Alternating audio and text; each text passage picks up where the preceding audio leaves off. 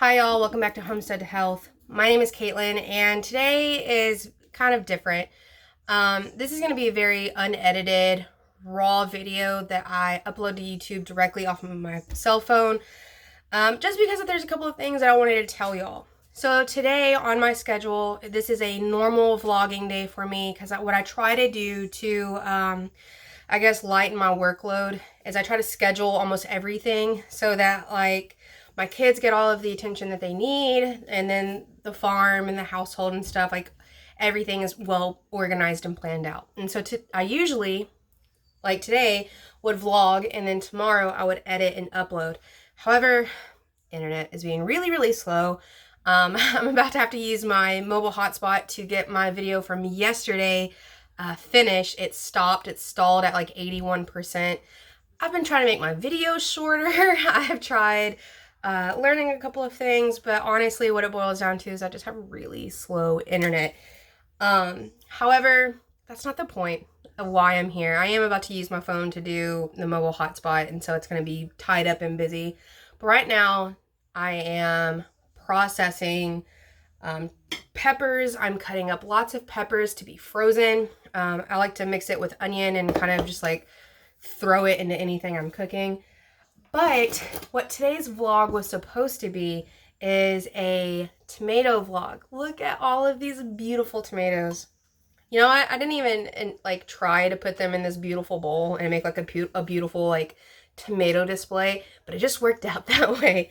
That's Instagram worthy, I do believe. But anyways, tomatoes, right? Like I was supposed to, well, I had planned to come on and do a what I eat in a day, showing you how I use my tomato harvest, and I still will. That'll happen tomorrow. But guys, today I'm in a bad mood, and I know that this smile and whatever, like, it doesn't portray the bad mood, but this has been hours after what put me in a bad mood happened. And so I'm just gonna jump to it. I'm gonna get to it.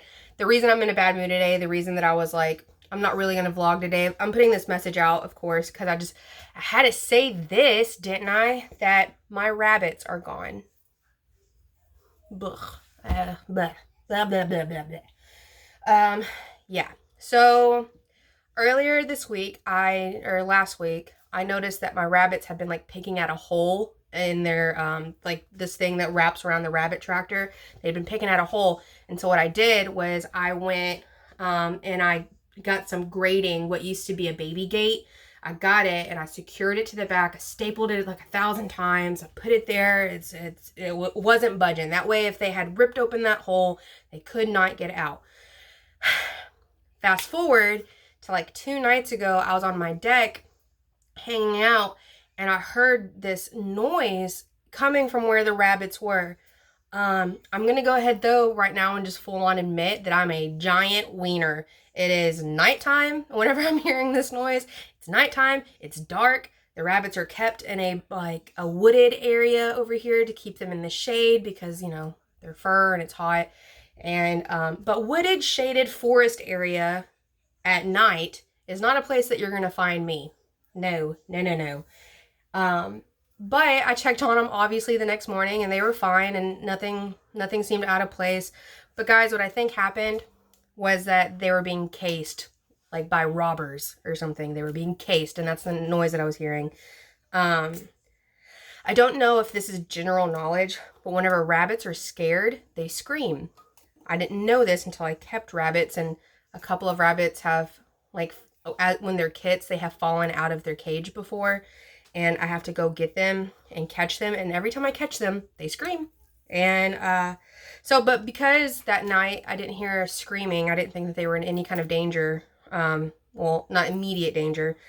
And so I went out this morning, you know, a couple of days later, I got out this morning, and that piece that I had put on, that baby gate piece, not only is it pushed back and that hole has been made bigger or whatever, the metal of it, I'm having such a hard time. Okay, this is metal. I know it's a paper towel, but this is metal. So the metal wasn't just pushed out like this away from it, like the rabbits had picked at that hole and, you know, they just scattered out of there.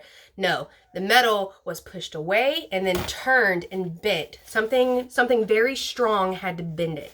And it's just, it was bent, I mean, intensely. And I even FaceTimed my husband to get his weigh in on it. I wanted to see what he thought. Did he think this was a trick of the rabbits or what? And we both really, like, I don't know.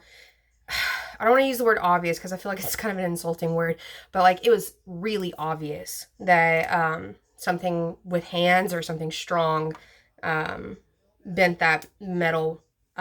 We're leaning towards a raccoon.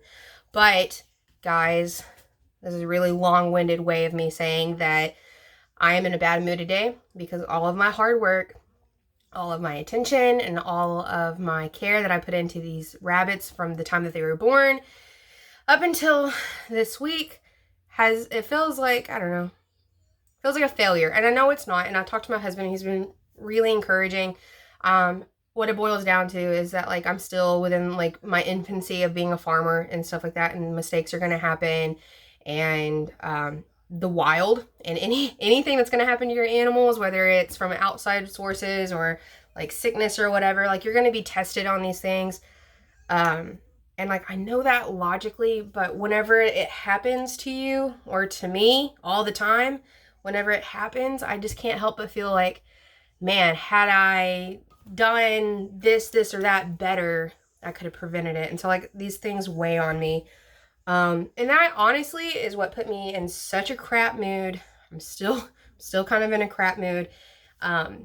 But that is why I decided like today I'm not vlogging. But I did want to get on here and tell y'all about that because this is important to me, right? Like this is what I do. This is my life. This is what I want to do for the rest of my life. And I mean, to have such a big loss like this, I mean, that was 8 rabbits. That's at least 16 dinners for us gone. And my father-in-law from next door, he sent me a message this morning that I didn't see up until like 10 minutes ago. And he said, hey, your rabbits are out.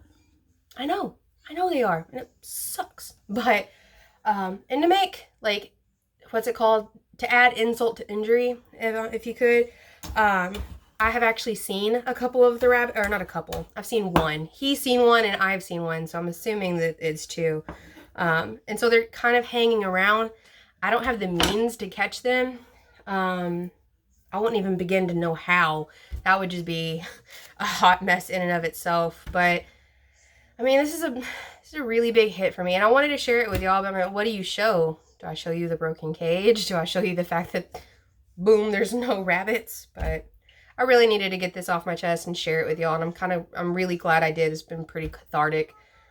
Just because I think that y'all would understand what these feelings feel like. These feelings of like, I don't know. I'm so harsh on myself and I know that I am. But these feelings of being inadequate. And I know that in a couple of months, and I'm very aware of this, in a couple of months I'll be able to look back on this and laugh and be like, ha ha ha, you remember that time I raised rabbits for weeks and months and then they just disappeared?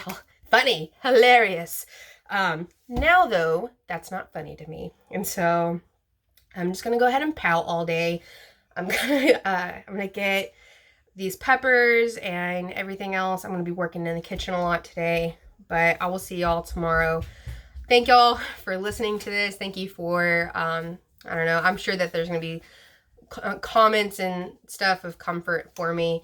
And honestly, I look forward to them. So thank y'all. I'll see you later.